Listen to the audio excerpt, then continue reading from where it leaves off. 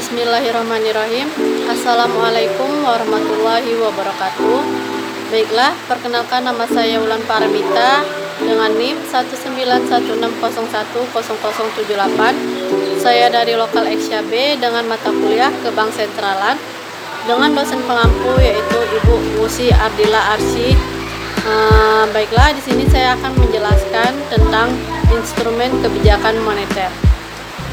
Nah, di sini saya akan membahas mengenai instrumen kebijakan moneter. Pertama, pengertian kebijakan moneter. Kebijakan moneter merupakan langkah-langkah yang diambil oleh penguasa moneter yaitu Bank Sentral ataupun Bank Indonesia untuk mempengaruhi jumlah uang yang beredar dan daya beli yang dimiliki oleh suatu negara. Apa saja instrumen kebijakan moneter? Instrumen kebijakan moneter ada 5. Yang pertama, kebijakan diskonto atau diskon rate, yaitu instrumen kebijakan moneter yang mengukur melalui tingkat suku bunga bank. Yang kedua, operasi pasar terbuka. Ketika pemerintah mengontrol peredaran uang melalui penjualan ataupun pembelian surat-surat berharga milik pemerintah, maka yang dijadikan instrumen kebijakan moneter adalah operasi terbuka. Yang ketiga, kebijakan rasio cadangan wajib. Saat Bank Indonesia ingin mengurangi cadangan kas uang bank, maka uang diedarkan di masyarakat melalui pinjaman. Sementara, bila cadangan kas uang bank harus ditambah, uang yang beredar di masyarakat ditarik dengan peningkatan suku bunga tabungan.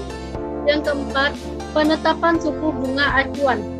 Ketika Bank Indonesia memiliki wewenang dalam mengendalikan peredaran uang melalui suku bunga, besaran suku bunga yang ditetapkan oleh Bank Indonesia akan menjadi acuan di Indonesia. Yang kelima, imbauan moral. Dalam hal ini, Bank Indonesia selaku Bank Sentral menghimbau seluruh bank umum untuk menjalankan kebijakan penurunan ataupun peningkatan suku bunga pinjaman. Baiklah, selanjutnya yaitu tujuan kebijakan moneter.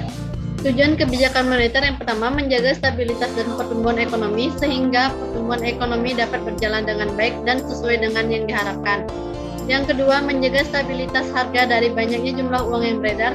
Yang ketiga, meningkatkan kesempatan kerja. Dan yang keempat, memperbaiki posisi neraca perdagangan dan neraca pembayaran.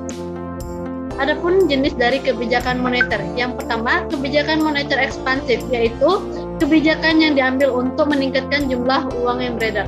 Tujuannya untuk mengatasi pengangguran dan meningkatkan daya beli masyarakat. Yang kedua, kebijakan moneter kontraktif, yaitu kebijakan moneter yang digunakan untuk mengurangi jumlah uang yang beredar yang dapat mengatasi inflasi. Kerangka kebijakan moneter. Yang pertama, dalam melaksanakan kebijakan moneter, Bank Indonesia menganut kerangka kerja yang dinamakan Inflation Targeting Framework atau ITF. ITF merupakan suatu kerangka kerja dengan kebijakan moneter yang diarahkan untuk mencapai sasaran inflasi yang ditetapkan ke depan dan diumumkan kepada publik sebagai perwujudan dari komitmen dan akuntabilitas Bank Sentral.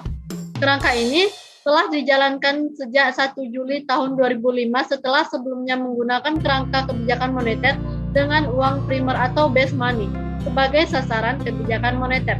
Yang kedua, berpijak pada pengalaman krisis keuangan global pada tahun 2008 dan 2009. Salah satu pelajaran penting yang mengemukakan adalah perlunya fleksibilitas yang cukup baik bagi Bank Sentral untuk merespon perkembangan ekonomi yang semakin kompleks dan peran sektor keuangan.